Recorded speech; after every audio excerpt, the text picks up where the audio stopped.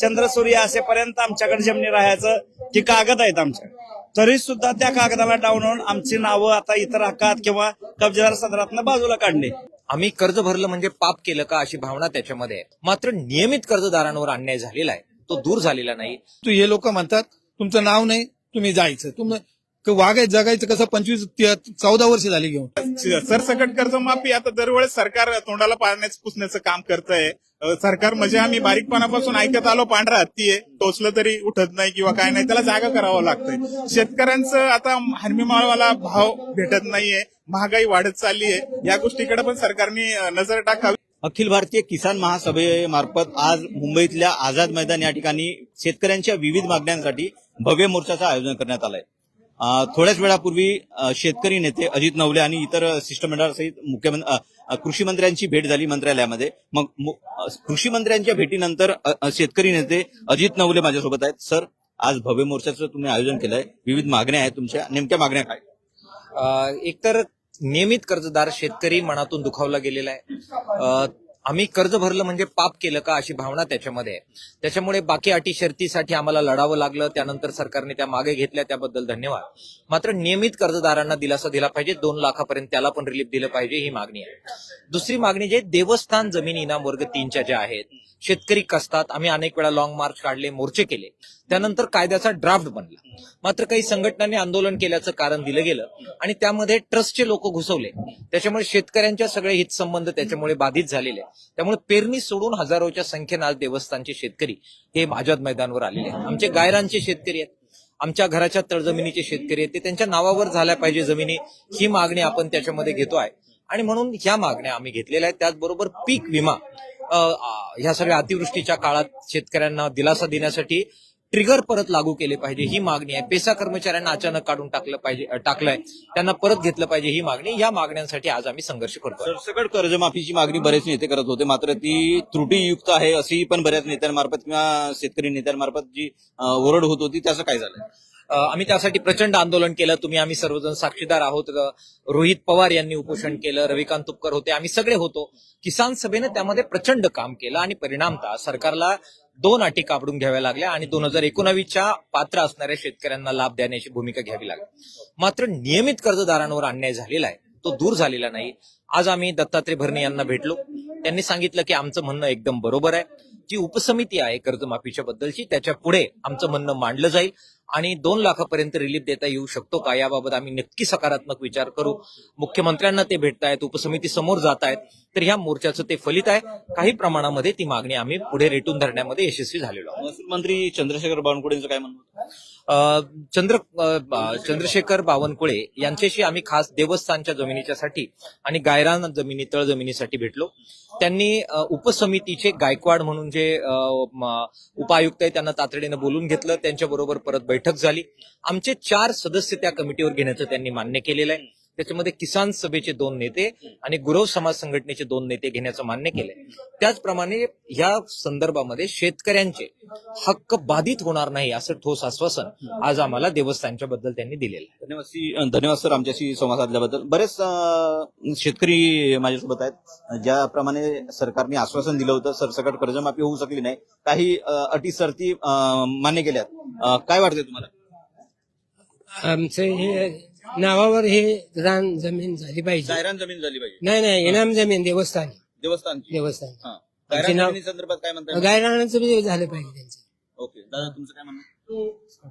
देवस्थान जमिनीच्या पूर्वी देवस्थान जमिनी होत्या, नंतर आहे ना काही लोकांनी वक केलाय, त्याच्यामुळे इतक्या शेतकऱ्यांना अडीअडचणी उभ्या राहू राहिल्या का खूपच. तर काय अडीअडचणी? तर ते वकवाले वावरातच जाऊ देत नाही. आज माझी स्वतःची अशी का पीक पेरायचा टाइम आहे, ते आडवे येतात. मी तुम्हाला व्हिडिओ दाखवतो ते कसे मारतात. खूप त्रास आहे. म्हणजे पानंद रस्त्याचं म्हणतात? नाही, शेत जमिनीचं देवस्थान इनामचं सर्व कागदपत्र आहे माझ्याकडे. मी तीच जो पुजारी होता त्याच्याकडून 60 खतांनी घेतली परमिशनसाठी. मालेगावला आहे, मालेगावचं सर्व प्रकरण पुरं होत झालंय, फक्त त्यांची परमिशन घ्यायचं बाकी.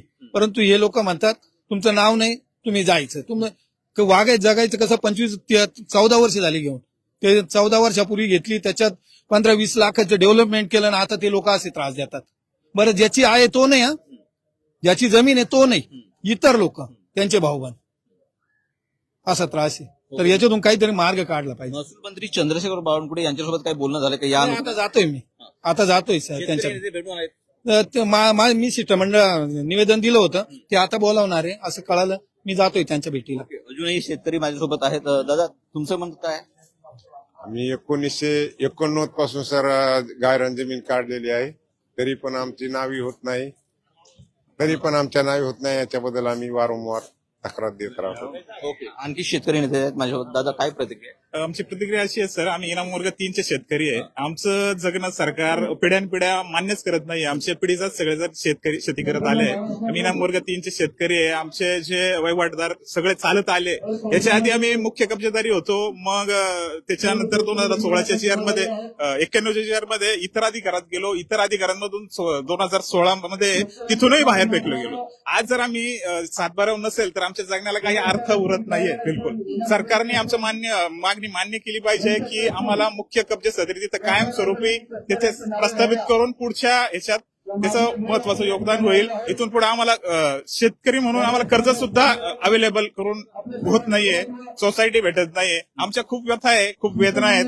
आम्ही 2016 पासून कंटिन्यू लढतोय. किसान सभेच्या माध्यमातून आम्ही भरपूर मोठा लढा इथे दिलाय आणि तेच एक छत्रछाया आहे जो आमचा प्रश्न मांडतात ते. आज त्यांना जाणे, आज त्यांचं शिष्टमंडळ आमचं तिथे गेलो होतं. त्यांचं समाधानकारक जे काही झाले आहे की त्यांनी 2 लोक किसान सभेची 2 जण देवस्थानांची अशी मिळून त्या संस्थेवरती त्याच्यावरती प्रारूप मागून पुढचा कारवाई करण्याचा निर्णय घेतलेला आहे. मंत्री चंद्रशेखर बावनकुळे या अनुषंगानं बरेच निर्णय घेताना पाहायला मिळतात, मोठे मोठे निर्णय घेताना पाहायला मिळतात. हाच विषय प्रलंबित राहिलाय असं वाटतंय? हाच विषय प्रलंबित हा खूप दिवसापासून झालाय. पहा, इनाम वर्ग असे बरेचसे 7 प्रकारचे इनाम होते. इनाम वर्ग 3लाच जाणून बुजून का ठेवण्यात मागं आलंय याचा आजपर्यंत आम्हाला काही ठाम पत्ता लागलेला नाहीये. त्या संदर्भात चंद्रशेखर बावनकुळे यांनी जो एक अधिसूचना काढली होती त्याच्यावरती काही हरकती मागवल्या होत्या. मोठ्या प्रमाणात आम्ही हरकती दिल्या, पण त्यानंतर काही लोकांनी त्याच्यावरती काही ऑब्जेक्शन घेऊन ते हरकती पूर्ण प्रारूप थांबवण्याचा प्रयत्न केला आणि तो थांबवून फक्त त्यांच्याच संघटनेची लोक त्या संस्थेवरती पुढच्या बाबतीत जे काही दिशा ठरणार आहे त्याच्यावरती जातील असं प्रारूप बनवण्यात आलं. तर ह्याच्यासाठी आज आम्ही आंदोलनाचा हाच मुद्दा होता की त्याच्यावरती त्या संघटनेबरोबर आमचीही काही लोक त्याच ठिकाणी जावी, कारण का आमचा मुद्दा आमचेच लोक चांगल्या प्रकारे मांडू शकते आणि ते किसान सभाच योग्यरित्या मांडू शकते, हा आमचा ठाम विश्वास आहे. दादा, सरसकट कर्जमाफी ही शेतकऱ्यांची मागणी आहे, मात्र ती मान्य झालेली नाहीये. पण सरकार म्हणतंय सर्वात मोठी कर्जमाफी केली आहे. सरसकट कर्जमाफी आता दरवेळेस सरकार तोंडाला पाण्याचं पुसण्याचं काम करतंय. सरकार म्हणजे आम्ही बारीकपणापासून ऐकत आलो, पांढरा हत्ती आहे, टोचलं तरी उठत नाही किंवा काय नाही, त्याला जागा करावं लागतंय. शेतकऱ्यांचं आता हरमीमाळवाला भाव भेटत नाहीये, महागाई वाढत चालली आहे. या गोष्टीकडे पण सरकारने नजर टाकावी आणि सरकार जे काही शेतकरी आहे आज ते इच्छा नसतानाही मोठ्या प्रमाणात कर्जाच्या वेळा काही खाली जात आहे, तर त्यांना काढण्यासाठी सरसकट कर्जमाफी करण्याचं त्यांनी प्रारूप पुढे करण्यात यावं अशी आमची विनंती आहे. काही शेतकरी नेते आहेत. दादा, तुमची प्रतिक्रिया काय आहे? आमचं खरा विषय आहे देवस्थान वर्ग इनाम 3. वर्ग इनाम 3 म्हणजे काय आहे, पूर्वीच्या लोकांना गावगाडा चालवण्यासाठी जी इनामं दिली होती की तुम्ही हे काम करा ते काम करा, त्या हिशोबात इनाम दिला होता. त्या इनामाच्या संधेत चंद्रसूर्य असेपर्यंत आमच्याकडे जमिनी राहायचं ती कागद आहेत आमच्या, तरी सुद्धा त्या कागदाला डावून आमची नावं आता इतर हक्कात किंवा कब्जेदार सदरातनं बाजूला काढलं की आम्हाला कर्ज मिळणार नाही, नाव असल्याशिवाय बँकेत येऊन देत नाही, त्या शेतीचा विकास होत नाही. पण या देवाला पैसे लागायचे आहेत तर कशाला? आता राम मंदिर सारखे ट्रस्ट गोळा होणार, आमचं वैयक्तिक ट्रस्ट आहे, तर राम मंदिर सारखे ट्रस्ट गोळा होणार आणि लुबाडणार. मग तशी आता या ट्रस्टवर 15 म्हणजे हिंदू महासभेची माणसं घेतलेली, मग ती माणसं आमच्यासारखा निर्णय घेणार नाहीत. म्हणून आज आम्ही मोर्चा काढलाय. बघा, सकारात्मक आम्हाला आमची बी माणसं आज घेतल्यात असं मला कळलंय, म्हणजे आतल्या ह्यानं की 4 माणसं तिने आमच्या आता घेतल्यात.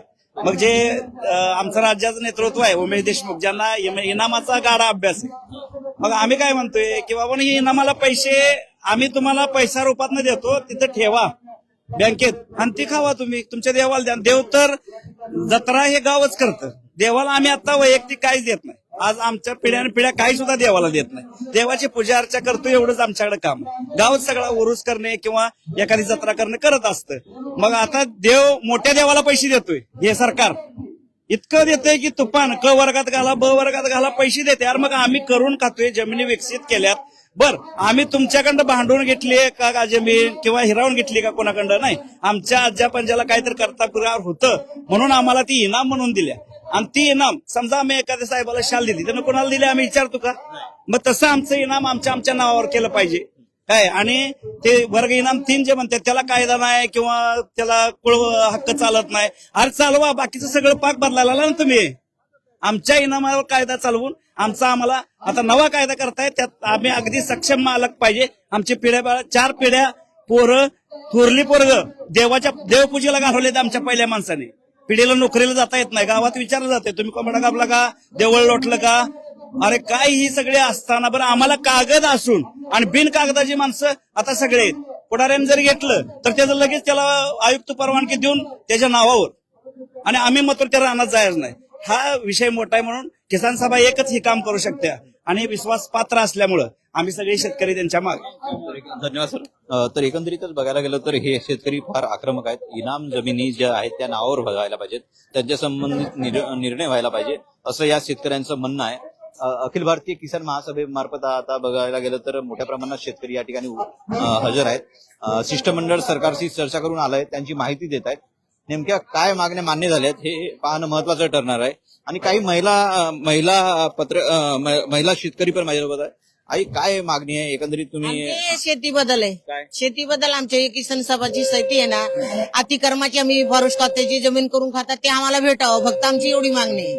आम्ही भटक्या समाजाचे काय आदिवासी समाजाचे आणि हे लोक काय फक्त दांडीच मारतात, आता करू उद्या करू, दादा मरून गेले तेवढंच बी आम्हाला तसे निर्णय घेत नाही. हे नुसते फुकट खाऊ धंदे करू राहिले. मंत्री सगळे काहीच कामाचे नाहीये. हो पण तुमचं शिष्टमंडळ आता सरकारशी करून तर आला, मग आता काय अजून तर त्यांनी काही घोषणा नाही दिली. कुठं त्यांनी काही घोषणा दिली पाहू अजून मध्ये, मग कधी पाहणार आहे? कर्जमाफी केली आहे सरकारने, कसं बघताय? कर्जमाफी केली. आमच्याकडे शेतीच नाही भाऊ, आमच्याकडे फक्त ती निराधारी शेती आहे तेवढीच आमच्याकडे, दुसरं काहीच नाही आमच्याकडे. ती सरकारची आम्ही जमीन करून खातात, तेवढी जमीन आम्ही करून खातात, त्याच्यामध्ये आम्हाला सरकार करू देत नाही. सरकारला सांगू राहिलो, मग आता सरकारला काय माग त्यांनी आम्हाला येऊन माग आले घरडी फाट्यावर तेवढे येऊन त्यांनी सांगितलं आम्हाला. आम्ही येऊन राहिले 3 महिन्यामध्ये तुम्हाला सांगू राहिले, 1.25 महिना झाल्यावर दादाला सांगू राहिले. ते 3 महिने कुठे गेले, 4 महिने कुठे गेले. मग हा सरकार का झोपेल काय, लाज का नाही वाटत? सरकार काय झोपेले आहे का, लाजा का वाटत नाही असं शेतकऱ्यांचं म्हणणं आहे. मी कुमार टेंबरे, महाराष्ट्र टाइम्स ऑनलाईन, मुंबई.